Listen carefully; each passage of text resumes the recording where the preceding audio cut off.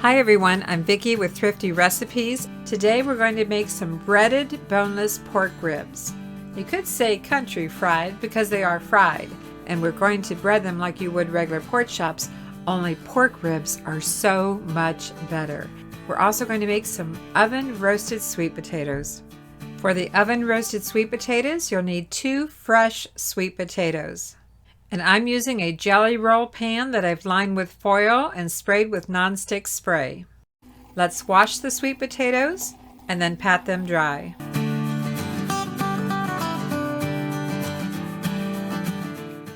I always remove the ends and any part of the sweet potato that looks like it might be bruised. You know, sweet potatoes can be kind of hard to cut, so I'm using my larger knife and I'm cutting the sweet potatoes into 1/2 inch slices. And then we're going to cut each slice into cubes. I'll show you here. You can peel the sweet potatoes, but because they're being oven roasted, it's really not necessary. So I like to leave the skin on the sweet potatoes. And then just spread the sweet potatoes onto your foil-lined pan. Again, I sprayed this with nonstick spray. That's pretty important. You don't want these to stick because you're going to be stirring them and turning them about halfway through the cooking time. Here's something that's optional, and that is adding onion. I happen to have some red onion in my freezer, so I'm adding it to the sweet potatoes, and I have found that although I don't like red onion uncooked, I really do like red onion cooked with my sweet potatoes. Any onion will do, or no onion at all. And then drizzle some olive oil. It doesn't take a whole lot. Just drizzle it over the top a little bit, and then using your hands, make sure that the olive oil is evenly distributed on the vegetables. And then I like to add some ground pepper. You can just add as much or as little as you'd like. And the same thing with salt. I'm using a coarse salt. It happens to be kosher salt, but you can use any coarse salt, kosher or sea salt.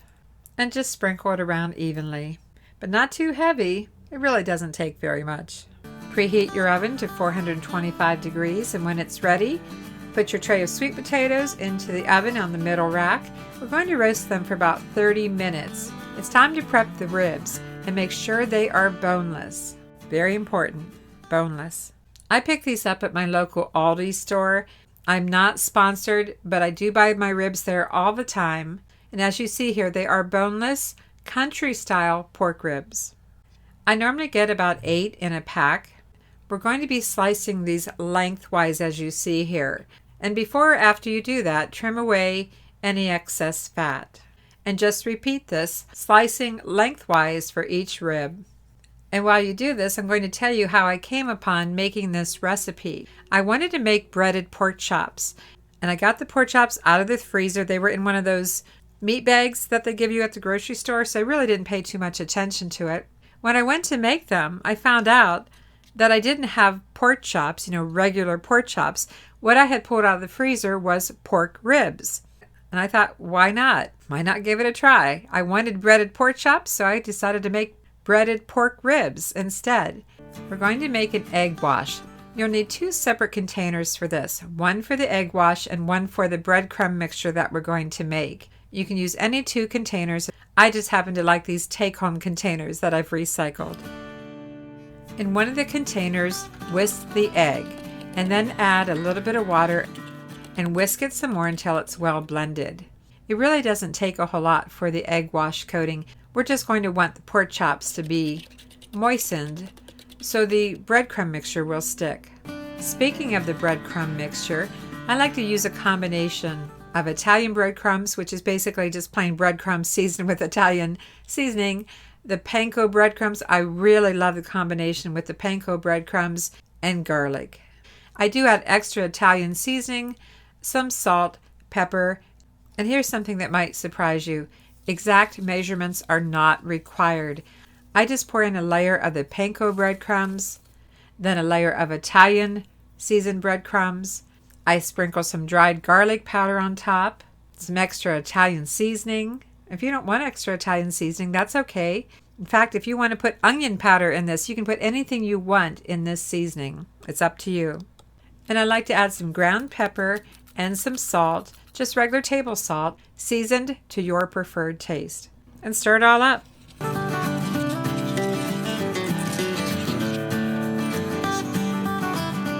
to fry the pork ribs, you'll need a large skillet, and you'll need to have the temperature at about medium plus, meaning if you have a number on your stovetop, I set mine to 5 to 5.5. And I always spray my pan with nonstick spray, and I coat the bottom of the pan with about 1/4 inch of olive oil.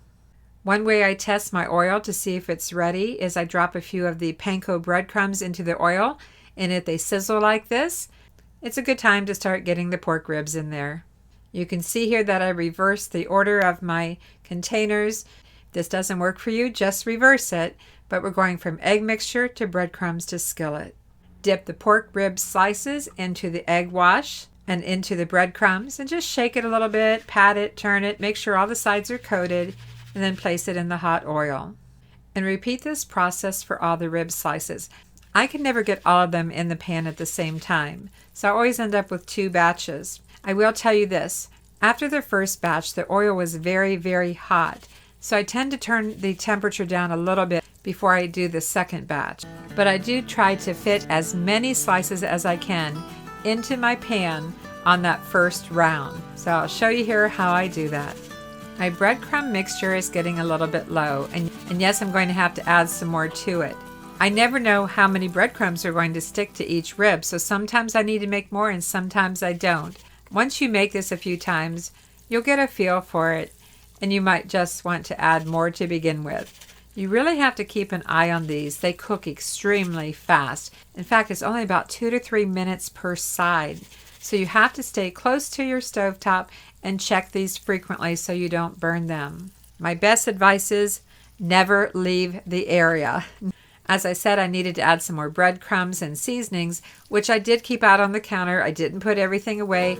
I kept it there handy so I could just add a little more as needed. So you can see the ones in the middle that went into the pan first are a little bit darker. That tends to happen by the time you get the pan filled. That's how fast they cook. Even though I like to think I coated the pork ribs on all sides, you can still see the color of the meat, and when it's nice and white, that's when you want to remove it from your pan and place it on a dish. Oh my gosh, doesn't that look good? And sometimes I move the pork ribs that were on the outer perimeter to the center and add the new ones to the perimeter of the pan. You want this beautiful golden brown color. Before you add the second batch, you know those little crispies that form at the bottom of the pan? You do want to get them out of the pan. And you know what? We happen to like those crispy bits, so I'm going to put them in my dish so we can eat them as we want. Some people like them, some don't. So I'm just using my spatula, pushing them to the side, but you do want to get these out of the pan. If not, they will burn. So remove these crispy bits and either enjoy them or discard them. It's time to check on those sweet potatoes and give them a little stir, turn them over a little bit, and then keep them in the oven for the remaining time. Before we do the second batch of pork ribs, we need to add a little more oil to coat the bottom of our pan. And just like the first batch, we brown them on one side, keeping a close eye on them, turn them over, and brown the other side. Again, it only takes about 2 to 3 minutes per side. And when it's nice and white, golden brown on each side, that's when you want to remove it from the skillet. Go ahead and remove them and put them in your dish.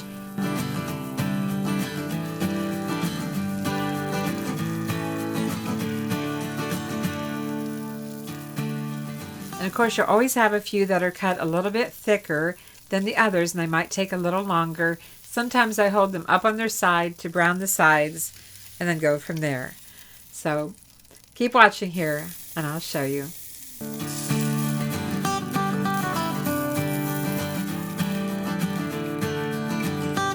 Let's check on those oven roasted sweet potatoes.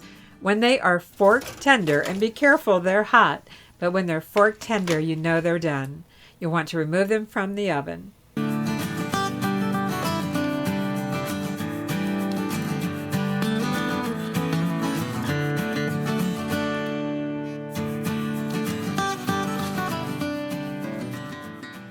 And I'm serving this up family style tonight with the large dish of the country fried pork ribs. Oh my gosh, crispy, crunchy, outer coating. You're going to be so surprised how great these taste. I have to tell you, I have made this many, many times over the last several years, and I've never gone back to regular pork chops. after making breaded pork ribs. They are so much better. And it's family style with the oven roasted sweet potatoes with a little bit of red onion. They're a little bit sweet and a little bit savory and absolutely delicious. I hope you've enjoyed this recipe and give it a try. It's very easy to make, and if you have someone in your family that loves breaded pork chops, try this. Try it and see what they think. I think they'll love it, as so will you. Thank you for watching and subscribing. I'm Vicki with Thrifty Recipes. I'll see you soon.